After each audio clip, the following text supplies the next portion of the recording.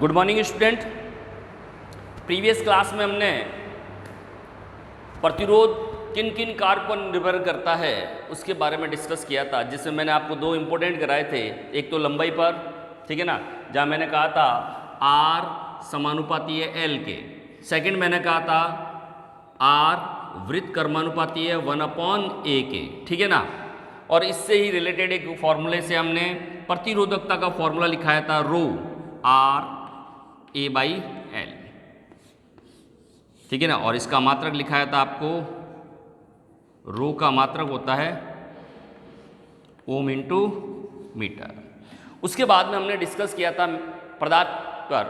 तो पदार्थ पे कहा था कि भाई प्रतिरोधकता जो है वो आपके पास में जो मिश्र धातु है उनकी अधिक होती है, जिसके कारण हम आपने देखा होगा कि इलेक्ट्रिक प्रेस, टोस्टर और हीटर, इनके वायर जो है मिश्र धातु के बनाए जाते हैं। इनका मेल्टिंग पॉइंट काफ़ी हायर होता है। एक और ही आपको याद करना है कि इलेक्ट्रिक बल्ब जो होता है, उस इलेक्ट्रिक बल्ब के अंदर जो फिलामेंट होता है टंगस्टन का होता है, ठीक है ना। तो इलेक्ट्रिक बल्ब के अंदर जो फिलामेंट होता है वो किसका होता है? टंगस्टन का। एक ये क्वेश्चन आपको याद करना है, बाकी ऐसा कुछ है नहीं। अब हम स्टार्ट करते हैं प्रतिरोधों का संयोजन। प्रतिरोधों का संयोजन दो प्रकार से होता है, श्रेणी क्रम संयोजन और समांतर क्रम संयोजन। मैं आपको एक डायग्राम बना रहा हूं। मेरे पास में 3 इलेक्ट्रिक बल्ब है।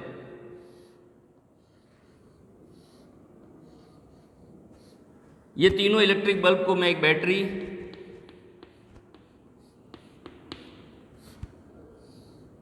और एक कुंजी से जोड़ दिया। ये प्लस, ये माइनस, ये बैटरी और ये कुंजी। ये मेरा पहला इलेक्ट्रिक बल्ब है, ये दूसरा और ये तीसरा। ऐसे ही मैं आपको 3 इलेक्ट्रिक बल्ब और ऐड कर रहा हूं।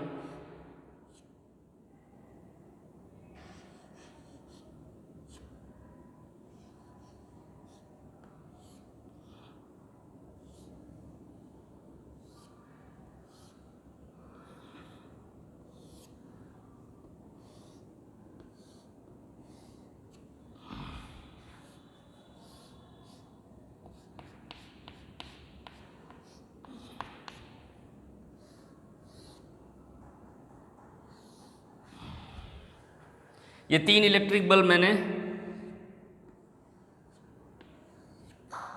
ऐड कर दिए। यहाँ से मेरे पास में करंट जा रही है आई, और वापस भी मेरे पास में आई आ रही है। यहाँ से करंट जाएगी आई, ये आगे जाके 3 पार्ट में डिवाइड हो जाएगी, 1 2 3, I1 I2 एंड I3। वापस कौन सी आ जाएगी? आई। ये बैटरी, ये कुछ। तो एक से एक कनेक्टेड अगर वायर से हमारे पास में है तो हम कहेंगे श्रेणी क्रम संयोजन। और पैरेलल लाइनों में अगर कोई इलेक्ट्रॉनिक डिवाइस जोड़े हुए हैं, इन्हें कहेंगे समांतर क्रम संयोजन। अब दोनों में डिफरेंस क्या है? यहाँ करंट जितनी जाएगी सब में वापस आ जाएगी।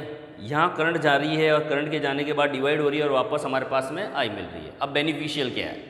मान लेते हैं ये बीच वाला बल्ब जो है मेरा फ्यूज हो गया, तो अब सर्किट में धारा, विद्युत धारा यानी करंट फ्लो नहीं होगा, तो कोई भी बल्ब ग्लो यानी नहीं चलेगा। लेकिन इस कंडीशन में अगर ये बल्ब मेरा फ्यूज हो गया तो क्या होगा भाई? ये दोनों जलते रहेंगे, क्योंकि यहाँ से करंट ये वापस जाकर रोटेशन इसका चालू हो गया। इधर जाओगे तो ये इधर से चालू हो गया, ये बल्ब काम नहीं करेगा। तो हमारे घरों में जो बल्ब जोड़ते हैं, बल्ब पंखे या अनदर कोई भी इलेक्ट्रॉनिक डिवाइस जोड़ते हैं, वो कैसी क्रम में होती है? समांतर क्रम संयोजन में। क्यों होती है? कि पर्टिकुलर एक का एक स्विच होता है। फैन चाहिए तो फैन का स्विच ऑन करो, फैन चलेगा, ट्यूबलाइट ग्लो नहीं होगी। ट्यूबलाइट चाहिए तो ट्यूबलाइट का होगा।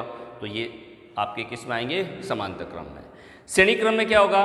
रोड लाइट्स, एक स्विच ऑफ करो पूरे एरिया की लाइट ऑफ हो जाएगी, एक स्विच ऑन करते पूरे लाइट की। और अगर एक बल्ब अगर बंद हो गई, बीच में एक ट्यूबलाइट अगर बंद हो गई, तो आगे वाली सारी ट्यूबलाइट जो है वो बंद हो जाएगी। ये संयोजन होता है वो श्रेणी क्रम का। समांतर क्रम में क्या होगा भाई? कि एक के लिए एक स्विच बना होगा, पर्टिकुलर एक के लिए एक स्विच बना होगा, तो वो समांतर क्रम संयोजन का कहलाएगा।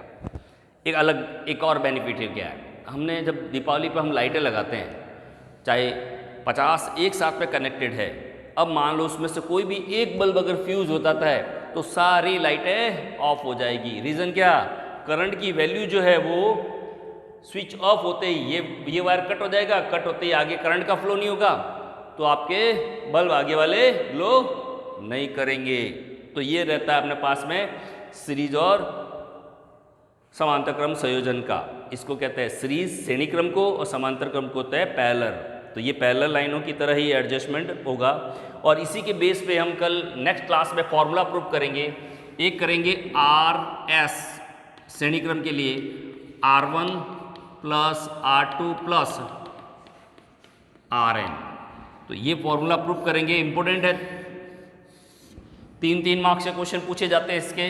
समांतर क्रम में लिखेंगे RP, पैरेलल में है 1/R1 1/R2 plus dash dash plus 1/RN।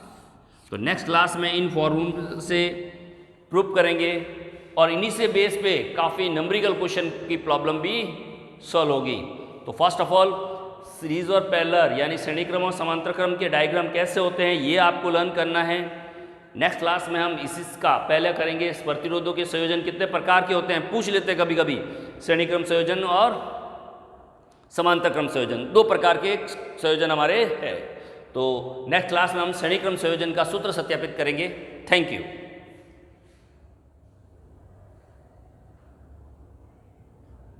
कितना मिनट?